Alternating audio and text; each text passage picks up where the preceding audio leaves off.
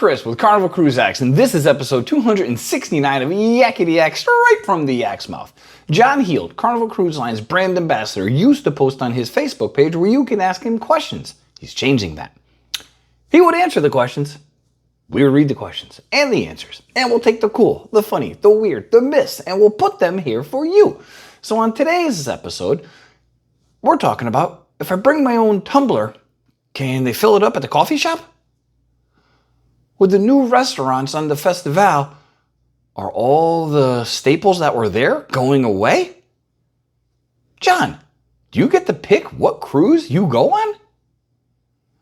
I'm doing the repositioning cruise on the Frenzy through South America, and I have to buy insurance? Why?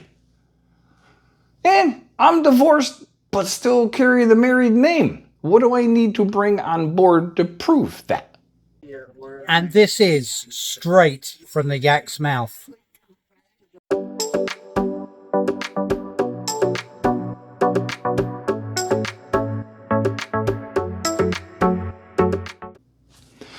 All right, question 1. This cruiser uses tumblers and knows that they must be empty when bringing them on the ship, but they wanted to know if the coffee place on board the ship can use the tumbler instead of the paper cups.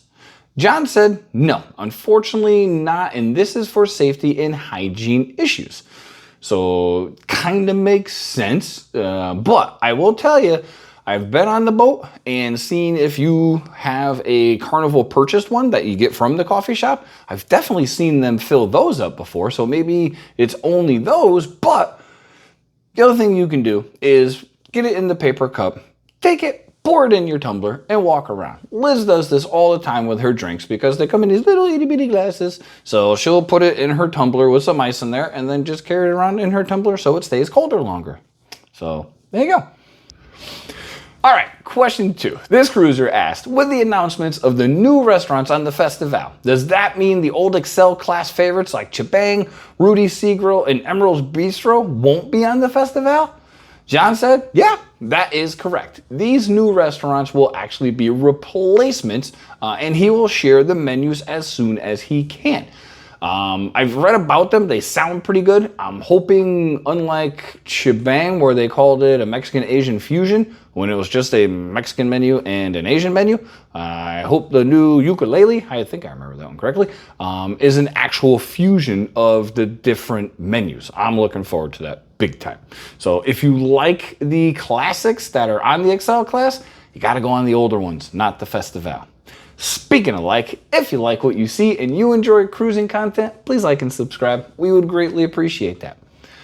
Question 3. This cruiser was just curious and asked, John, do you get to pick your own cruises when you go on a cruise? John said, yeah, for the most part, he does. Occasionally, the Bairds will say, hey, John, you're going on this cruise, and he has to go on that cruise. But you're on a cruise. What does it really matter? I mean, I kind of feel bad for him, though. He has no downtime. We did FFF 6 or 7? One of the two. And that poor dude was everywhere all the time. I don't know how he even rested. And he was doing walkies and answering questions and all that kind of stuff. So, God bless him. Question 4. This cruiser is doing a repositioning cruise of the Carnival Frenzy through South America.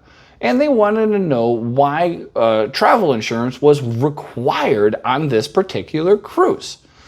John said, it's for your health and safety, and should anything happen, we know there are assurances.